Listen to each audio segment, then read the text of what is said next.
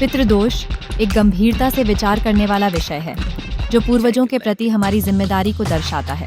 इसका प्रमाण गरुड़ पुराण पूर्वखंड अध्याय 10 पिंडम दत्त्वा तु यो नित्यं श्राद्धं कुर्याद् विधि प्रियं स तेनैव प्रयातीनां तर्पणं लभते सदा।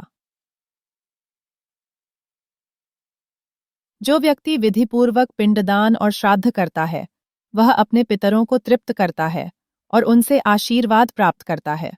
यदि ये कर्म न किए जाएं तो पितर अशांत रहते हैं और उनकी आत्मा को गति नहीं मिलती, जिससे पितृदोष उत्पन्न होता है और मनुस्मृति जैसे प्राचीन ग्रंथों में मिलता है।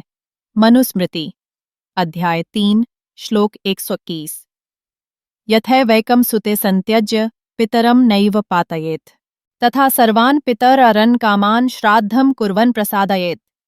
जैसे एक संतान अपने पिता को त्याग कर दोष का भागी बनता है, वैसे ही जो संतान पितरों के लिए श्राद्ध आदि न करे वह सब पितरों को अप्रसन्न कर दोष का कारण बनती है, ने जो इसे धार्मिक और सांस्कृतिक दृष्टिकोण से महत्वपूर्ण बनाता है। पितरों के प्रति श्राद्ध और तर्पण का अभाव न केवल आस्था का विषय है बल्कि यह परिवार की भलाई पर भी प्रभाव डालता है। गरुड़ पुराण में स्पष्ट किया गया है कि जो लोग विधिपूर्वक पिंडदान और श्राद्ध करते हैं वे अपने पितरों को तृप्त करते हैं।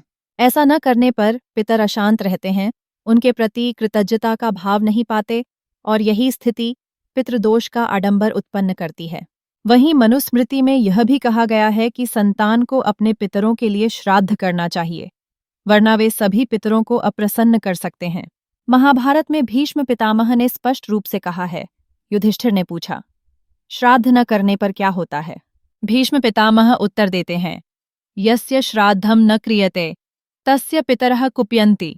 पुत्र पौत्रादिकों को श्राप देते हैं जिससे उनकी संतति रोग, दरिद्रता, संतानहीनता आदि कष्टों से ग्रसित होती है। श्राद्ध न करने पर पितर अपने संतान को श्राप देते हैं। इन श्रापों के प्रभाव से संतान रोग, दरिद्रता और संतानहीनता के कष्टों का सामना करती है, जो परिवार की समृद्धि को प्रभावित करता है। पितृदोष के कारण पितरों की मृत्यु के बाद तर्पण, श्राद्ध, पिंडदान न करना। कुल सा सम वंश में किसी ने ब्रह्महत्या, गौहत्या, गुरुनिंदा, स्त्री अपमान आदि पाप कर्म किए हों, गर्भपात या कन्या भ्रूण हत्या का दोष। श्राद्ध पक्ष, पितृपक्ष में पितरों को याद न करना, किसी ब्राह्मण या विद्वान को अन्नदान या श्रद्धा से भोजन न कराना, जिसमें पितरों की मृत्यु के बाद तर्पण या श्राद्ध न करना, कुल में पाप कर्म करना और गर्भपात शामिल हैं। इसके लक्षण भी गहरे हैं।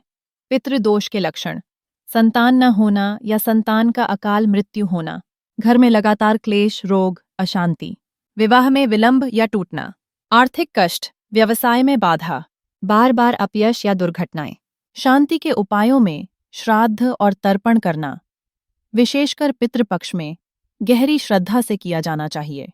जगह जगह के तीर्थों में पिंडदान, पीपल वृक्ष की पूजा और मंत्र जाप से इस दोष का प्रभाव कम किया जा सकता है। गरुड़ पुराण के अनुसार ऐसे कार्य करने से पितरों की आत्मा तृप्त होती है और उन्हें शांति मिलती है। इस प्रकार पितृदोष को समझना न केवल धार्मिक सिद्धांतों का पालन करना है बल्कि अपने पूर्वजों के प्रति कृतज्ञता प्रकट करना भी है। यह दायित्व हम सभी का है कि हम अपने पितरों का सम्मान करें और उन्हें श्राद्ध और तर्पण द्वारा शांति प्रदान करें ताकि हमारा परिवार और वंश स्वस्थ और समृद्ध रह सके। यदि आपको यह कथन अच्छा लगा हो तो कृपया चैनल को लाइक, सब्सक्राइब और अपने दोस्तों को शेयर जरूर करें। धन्यवाद।